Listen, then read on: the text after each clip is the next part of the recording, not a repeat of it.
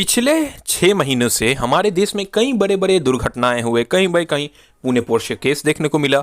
कभी एक foreigner tourist के साथ रेप हो रहा है झारखंड में, और कभी कोलकाता मर्डर केस हो रहा है। हमारे प्रधानमंत्री ने एक बहुत बड़ा नारा उठाया था जिसका नाम था बेटी बचाओ बेटी पढ़ाओ। लेकिन आज हमें जो देखने को मिल रहा है, आज हमारे देश की जो परिस्थिति है, चाहे वो बंगाल हो, चाहे वो कोलकाता हो, चाहे वो कहीं, चाहे कोलकाता हो, महाराष्ट्र हो, कोई भी स्टेट हो, दिल्ली हो, उत्तर प्रदेश हो, वाराणसी हो, लेकिन हर जगह पर अब नारी सम्मान का जो सेफ्टी का जो कंसर्न है, जो प्रश्न चिन्ह है, वो बहुत ऊपर आ गया है। ये किसी भी पॉलिटिकल पार्टी तक अब सीमित नहीं है, ये एक राष्ट्रीय लेवल की एक चिंता हो गई है, जिसने हमारे देश के चीफ जस्टिस को फोर्स कर दिया नया एक टास्क फोर्स बनाने के लिए। सुनिए महाराष्ट्र कांड पर क्या कहा उद्धव ठाकरे ने।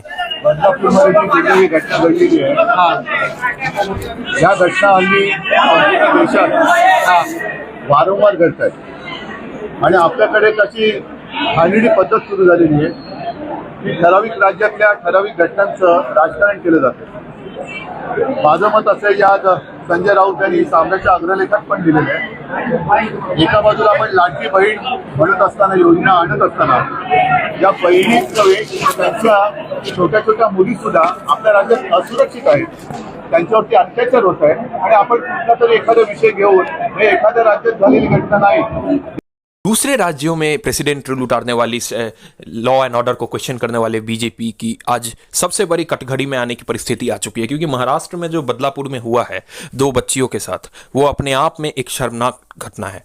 ये मानव जाति के लिए कलंक का एक घटना है। इस घटना से पूरा तरीका से महाराष्ट्र की सियासी जो मिट्टी है वो पिघल चुकी है। एक तरफ कांग्रेस आक्रामक हो रही है तो दूसरी तरफ एनसीपी, तीसरी तरफ अगर देखा जाए तो संजय रावत गुस्सा हो रहे हैं। ये कोई नॉर्मल इंसिडेंट नहीं है, क्योंकि जिस स्कूल में ये रेप इंसिडेंट हुआ है वह शिवसेना शिंदे गुट के किसी करीबी का है। सुनिए क्या कहा संजय रावत ने। घटती है तो योगी राज में जो होता है बुलडोजर चलाते हैं, वैसे महाराष्ट्र में चलाने की कोशिश कुछ दिन पहले की, तो अपना बुलडोजर वहां क्यों नहीं गया मिंदे जी का?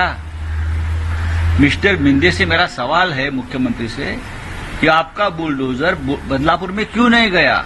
आप खुद क्यों नहीं गए? क्यों डरते हैं लोगों से आप? हाँ, लोगों के ऊपर आप आपराधिक मामले दायर करते हो। सर्वोच्च न्यायालय क्या करता है? वेस्ट बंगाल राजनीति करने के लिए तो बहुत कुछ कहा जा सकता है, और एकनाथ शिंदे ने खुद कहा है कि इस मुद्दे के ऊपर राजनीति होना नहीं चाहिए। लेकिन जिस तरीके की परिस्थिति अब महाराष्ट्र में बन चुकी है, राजनीति तो अब होगी, क्योंकि सीएम को चारों तरफ से अब अपोजिशन ने घेर लिया, और ये एक बहुत बड़ा मुद्दा होने वाला है आने वाले महाराष्ट्र चुनाव में। सुनिया क्या कहा एकनाथ शिंदे मुख्यमंत्री ने। जेव्हा होतं ते स्थानिक लोक असतात, तिथं स्थानिक लोक हाताच्या बोटावर मोजण्या इतके होते आणि इतर ठिकाणून गाड्या भरून भरून त्या ठिकाणी आंदोलनकर्ते आले होते आणि मंत्री महोदयांनी समजून त्यांच्या सगळ्या मागण्या, या मागण्या होत्या त्या सगळ्या पूर्ण केल्या तरी हटायचं काम नाव घेत नव्हते। याचा अर्थ त्यांना हे बदनाम करायचं होतं सरकारला। या छोट्या बच्चूची दुर्दैवी जी घटना घडली त्याचं राजकारण करणं खरं म्हणजे ज्यांनी केलंय। मुख्यमंत्री शिंदे तो इसे राजनीतिकरण कह रहा है, राजनीति पॉलिटिसाइजिंग द सिचुएशन कर रहा है। लेकिन जब यही चीज बंगाल में हो रहा था आज से कुछ दिन पहले डॉक्टर मर्डर केस में, तब तो कुछ लोगों ने बहुत बड़े बड़े स्टेटमेंट दिए थे, यहाँ तक कि प्रेसिडेंट रूल का बात किया गया था। और अभी महाराष्ट्र में 70 लोगों के ऊपर सिर्फ आंदोलन करने के लिए, प्रोटेस्ट करने के लिए उनके ऊपर FIR दर्ज किया गया है। 1 सप्ताह पहले ये इंसिडेंट हुआ है, लेकिन 7 दिन के बाद FIR दर्ज किया गया है। और यहाँ तक कि जिस लेडी रिपोर्टर ने इस न्यूज का पर्दाफाश किया, उनके ऊपर भी एकनाथ शिंदे के गुट के पॉलिटिशियंस ने, बड़े बड़े नेताओं ने, लोकल नेताओं ने उनके ऊपर हमला बोला है और उनके चरित्र का खंडन किया है। इससे पता चलता है कि राजनीतिक परिस्थिति अब महाराष्ट्र में क्या है, और ये एक बहुत बड़ा मुद्दा होने वाला है आने वाले अपकमिंग महाराष्ट्र इलेक्शन में।